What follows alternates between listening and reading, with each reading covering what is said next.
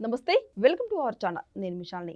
YCP నేతల్లో ఎవరు arrest అయినా, విచారణకి వెళ్ళినా, తర్వాత వాళ్ళ విచారణలో పోలీస్ అధికారులు ఎన్ని క్వశ్చన్స్ అడిగినా సరే తెలియదు, గుర్తులేదు, మర్చిపోయా. ఇదే పదం వైసీపీ నేతలు యూజ్ చేస్తూ ఉన్నారు. మరి ముఖ్యంగా నకిలీ మద్యం స్కామ్కు సంబంధించి జోగి బ్రదర్స్ ఇద్దరు కూడా సేమ్ రిపీట్ చేశారు. తెలీదు, గుర్తులేదు, మర్చిపోయా. అసలు ఏం జరిగింది? ఇలాంటి అంశాలను చర్చించే ముందు స్టూడియోలో ఉన్నారు సీనియర్ జర్నలిస్ట్ డాక్టర్ కనకదుర్గ వడ్డమణి గారు ఉన్నారు. వారిని విషయాలను తెలుసుకునే ప్రయత్నం చేద్దాం. నమస్కారం మేడం. నమస్తే అండి. మేడం, ఇప్పుడు వైసీపీ నేతలు ఎవరు అరెస్ట్ అయినా సరే సిట్ అధికారులకైతే తెలియదు, గుర్తులేదు, మర్చిపోయానని సమాధానం చెప్తానే వస్తున్నారు ఇప్పటి వరకు. మరి ఇప్పుడు రీసెంట్గా కూడా జోగి బ్రదర్స్ ఇద్దరు కూడా సిట్ అదుపులోకి తీసుకున్న తర్వాత వాళ్ళు ఒక్కదానికి కూడా సమాధానం చెప్పలేదు. ఇప్పుడు ఫోన్ డేటా మొత్తం తీస్తున్నారు. అసలు ఏం జరుగుతుంది మేడం ఈ నకిలీ మద్యానికి సంబంధించి? ఏం జరుగుతోందేంటి? విచారణ సవ్యంగా, సక్రమంగా, చాలా వేగవంతంగా జరుగుతోందని అర్థం.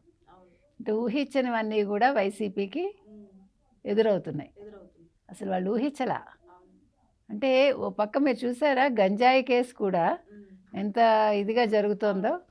గంజాయిని అదుపు చేయడానికి ఒక పక్క ప్రభుత్వం ఈగిల్ టీం పెట్టింది. సో ఇవాళ ఒక లేడీ డాన్ని అరెస్ట్ చేశారు, అరవ కామాక్షిని. అంటే నేను ఎందుకు చెప్తున్నానంటే, ఎక్కడా కూడా ప్రభుత్వం ఏ అంశంలోనూ అంటే చెడు విషయాల్లో అలసత్వం ప్రకటించట్లా, అలసత్వం వహించట్లా. ఎక్కడికక్కడ నరుక్కుంటూ వస్తుంది. అంటే వాళ్ళు గ్రాస్ రూట్ లెవెల్ నుంచి దాన్ని పెంచి పోషించేశారు ప్రతి ఒక్క విషయాన్ని. అలాగే ఈ అవినీతి కూడా. ఇవాళ జోగి బ్రదర్స్ ఎవరైతే ఉన్నారో వాళ్ళ ఫోన్లు సీజ్ చేసింది.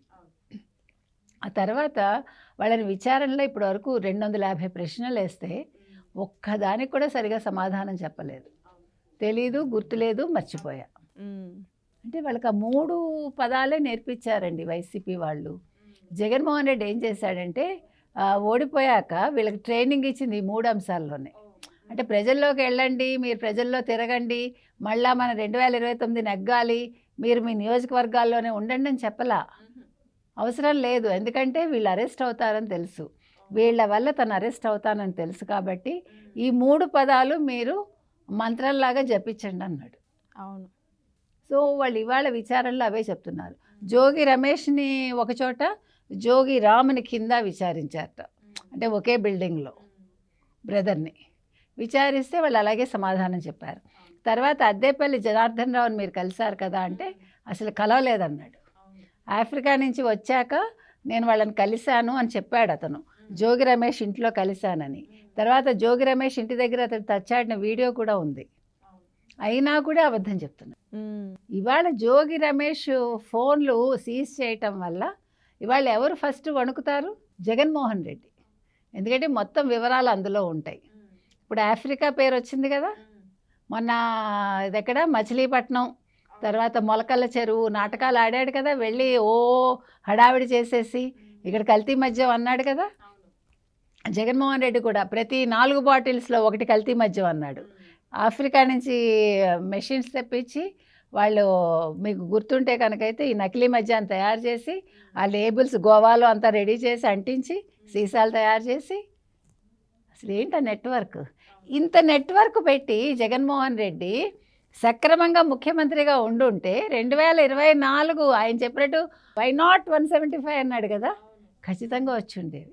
కాకపోతే ఇతను చేసిన పనికి ప్రజలు అందుకే 11 సీట్లకు పరిమితం చేసి ఆ కోపాన్ని ఓట్లలో చూపించారు. అంటే వాళ్ళని ఇంటికి పంపించేసి కూటమి ప్రభుత్వాన్ని తెచ్చుకున్నారు. అందుకని ఇవాళ జోగి రమేష్ కావచ్చు, జోగి రమేష్ బ్రదర్ కావచ్చు, వాళ్ళ ఫోన్లు సీజ్ చేయటం వల్ల ఇవాళ వైసీపీ వణుకుతోంది. ఓ పక్క మద్యం స్కామ్, లిక్కర్ స్కామ్ సంబంధించి ఒక పక్క ఓ పక్క గంజాయి, ఇంకో పక్క పరకామణి, ఇంకో పక్క కల్తీ లడ్డు, కల్తీ నెయ్యి, ఏది లేదు. అంటే మామూలుగా మనిషి ఎప్పుడూ కూడా మంచి విషయాలు తన చుట్టూ పెట్టుకుంటాడు కదా. వీళ్ళన్నీ చెడు విషయాలు చుట్టూ పెట్టుకుని ఇవాళ మధ్యలో జగన్మోహన్ రెడ్డి కూర్చుని ఈ అక్రమంగా వచ్చిన సొమ్ము తిని ఆ సొమ్ముతో జల్సాలు చేసి, అంటే 1.5 కిలోమీటర్ కూడా హెలికాప్టర్ వాడిన ఘనుడు జగన్మోహన్ రెడ్డి. లోకేష్ని, చంద్రబాబు నాయుడిని ఆడిపోశారు కదా, మీరు ఎంతెంత ఖర్చు చేస్తున్నారని ఫ్లైట్స్కి, హెలికాప్టర్స్కి. ఇవాళ బయటకు వచ్చింది కదా, వాళ్ళు రూపాయి ఖర్చు పెట్టట్లేదని, వాళ్ళ సొంత సొమ్ము ఖర్చు పెట్టారు, ప్రభుత్వ ఖజానాది కాదని. నువ్వు 200 కోట్లు ఖర్చు పెట్టు. ఎందుకు? మొన్నను ₹1 కోటి కదా. అవును. కోర్టుకి వెళ్ళే ముందు తాడేపల్లి నుంచి నాంపల్లి కోర్టుకి రావడానికి హైదరాబాద్కి 1 కోటి ఖర్చు పెట్టిన ఘనుడు 3 నిమిషాలకి చరిత్రలో జగన్మోహన్ రెడ్డి. ఇంకెందుకంటే ఏం కావాలండి జగన్మోహన్ రెడ్డి గురించి చెప్పటానికి.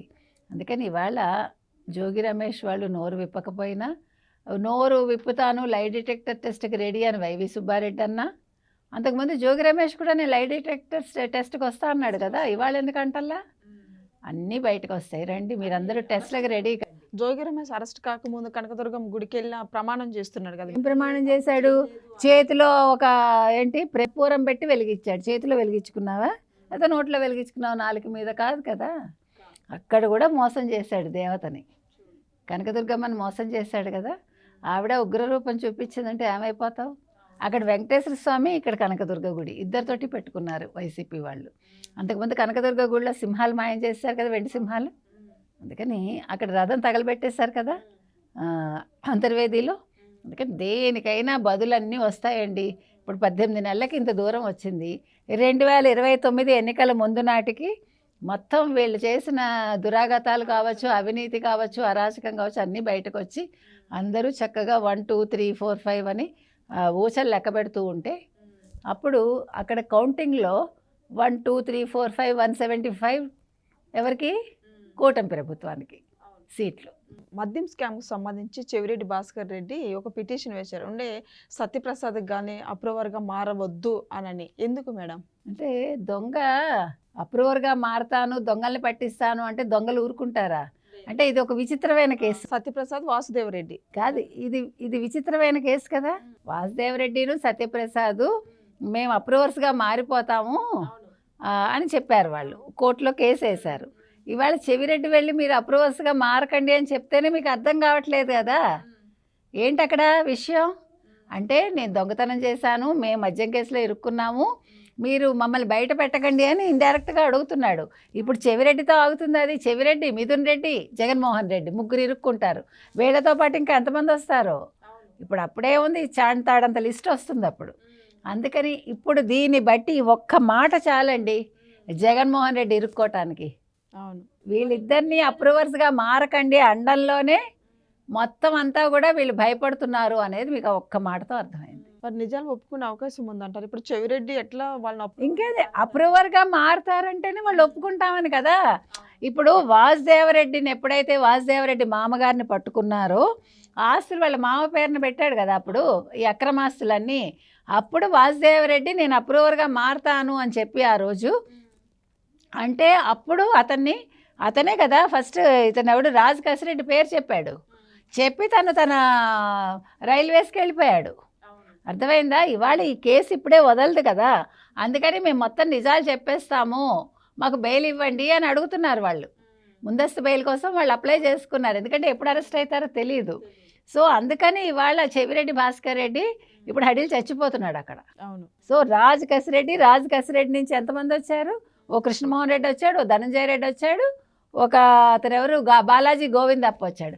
అందరూ కూడా ఎలా దొరికారు? ఎవడు కూడా వాళ్ళంతటి వాళ్ళు వచ్చి లొంగిపోలేదు, దాంకోవడానికి ప్రయత్నిస్తే పట్టుకున్నారు. చెవిరెడ్డి ఏమయ్యాడు? ఆఫ్రికాకి వెళ్ళిపోదాం అనుకున్నాడు. వెంకటరెడ్డి కూడా వెళ్ళిపోదాం అనుకున్నాడు కదా. అందుకని ఇవాళ అందరూ దొరికిపోయారు కాబట్టి వీళ్ళు ఊహించినవన్నీ జరిగాయండి. వీళ్ళు ఆఫ్రికా వెళ్ళిపోయి ఉంటే పరిస్థితి ఎలా ఉండేదో వీళ్ళు ఎక్స్పెక్ట్ చేయలేదు. సిట్ ఇలా ఉంటుందని, సిట్ ఇంత దూకుడుగా ఉంటుందని. సిట్ వాళ్ళు అసలు ఊహించింది ఏంటంటే సిట్ కామ్గా తన పని తను చేసింది. ఎక్కడికక్కడ ఆధారాలు సేకరించాక ఇవాళ ఇలాగా వాళ్ళ ముందు పెడుతూ ఉంటే బెక్క చచ్చిపోతున్నారు ఒక్కొక్కళ్ళు.